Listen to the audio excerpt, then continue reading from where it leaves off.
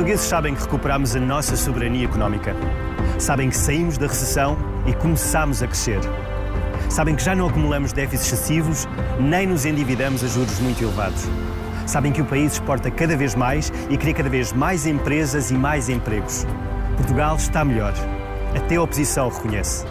O que talvez não saibam é que o esforço que fizemos ao longo dos últimos anos não serviu apenas para recuperar a nossa economia. Serviu para cumprir o nosso compromisso de garantir mais coesão e mais justiça social. Desde 2011, o governo liderado pelo PSD criou um programa de emergência social com 983 milhões de euros para combater a pobreza e a exclusão. Um programa de emergência alimentar com cerca de 122 milhões de euros. Um passe social mais que permite até 60% de desconto em todos os transportes. E ainda uma tarifa social da energia que assegura a 500 mil de portugueses preços compatíveis com a sua situação económica.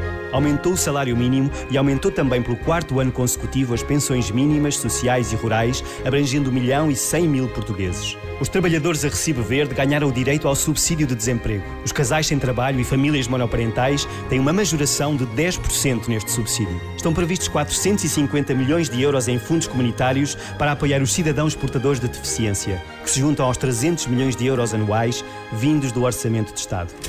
Muito deste trabalho só foi possível graças à coligação positiva entre o Estado e o setor social. Misericórdias, mutualidades e outras instituições de solidariedade social. Hoje, são mais de 13 mil acordos de parceria, porque ninguém conhece melhor as necessidades das populações mais carenciadas do que aqueles que trabalham com elas no terreno. São 600 mil portugueses, idosos, crianças, pessoas com deficiência que diariamente recebem estes apoios sociais. O governo anterior congelou os ordenados mínimos e as pensões mínimas. Foi preciso vir este governo para serem aumentadas as pessoas que ganham menos neste país. Nós sabemos que os políticos dizem muita coisa e prometem muita coisa, mas para mim não me interessa o que é que eles dizem, a mim interessa-me sim aquilo que eles fazem. E todos nós sabemos que este Primeiro-Ministro tem feito muita coisa. O objetivo fundamental deste governo tem sido a criação de emprego. Foram já criados 175 mil novos postos de trabalho. E este ano vamos investir 1.000 milhões de euros em programas de incentivo à criação de emprego. No combate ao desemprego, conseguimos a maior redução da zona euro. Mas há ainda um tema fundamental de que lhe quero falar: a saúde.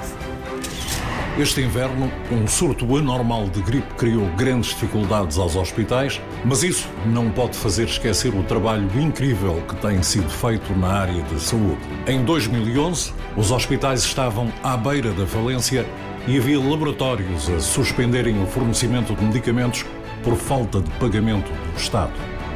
De então para cá, não só equilibramos as contas da saúde, como entraram em funcionamento 7 novos hospitais, 30 novos centros de saúde e 116 unidades de saúde familiar.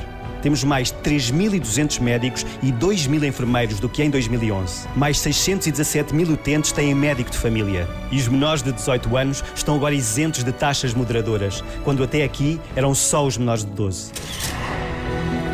É verdade que hoje quem paga taxas moderadoras paga mais. Mas o número de cidadãos isentos passou de cerca de 4 milhões em 2011 para mais de 6 milhões em 2015. Portugal tem hoje mais justiça social. E não é o governo quem o diz. Segundo a OCDE, Portugal foi entre os países sujeitos a resgate o que menos empobreceu. De acordo com o Eurostat, a taxa de risco de pobreza entre os idosos tem vindo sempre a descer.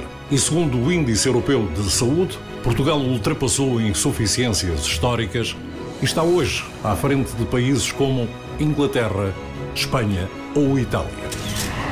Estes últimos anos foram um teste muito importante à nossa capacidade para apoiar aqueles que mais sofreram com a crise. E não há dúvida que, apesar das grandes dificuldades financeiras por que passamos e da crise que se fez sentir e dos sacrifícios que todos tivemos de fazer, o Estado conseguiu transferir mais recursos para aqueles que mais precisavam. Pôs de pé um plano de emergência social que só foi possível de executar porque houve uma forte coligação com todo o setor solidário, com as instituições de solidariedade social. E, na verdade, conseguimos, quer na área da saúde, quer da educação, quer do apoio social, uma resposta que foi essencial também para todos aqueles que se encontravam numa posição mais vulnerável. Agora, felizmente, que a nossa economia retomou o seu crescimento, que o emprego está a gerar mais oportunidades para todos os portugueses, precisamos de manter sustentada esta capacidade de resposta social das nossas políticas públicas. Precisaremos, por isso, de continuar a caminhar com prudência, mas cada vez com respostas que possam, de alguma maneira, ir ao encontro de necessidades muito grandes que ainda são sentidas no nosso país. Seja ao nível do desemprego, seja ao nível daqueles que, com mais idade, acabaram por sofrer um pouco mais também os efeitos da crise. Mas, felizmente, o que nós podemos olhar no futuro é uma capacidade maior de responder e de apoiar aqueles que mais precisam. E isso é o mais importante de tudo. Garantimos mais coesão e mais justiça social, mesmo tendo enfrentado a maior crise da história da democracia. Quando olhamos para a frente, sabemos o que queremos. E o mais importante de tudo, sabemos que somos capazes. Cada um deve olhar para a realidade e tirar as suas conclusões. A nossa é de que só um país com as contas em ordem consegue salvar o Estado Social. E é o que o Governo está a fazer. PSD. Acima de tudo, Portugal.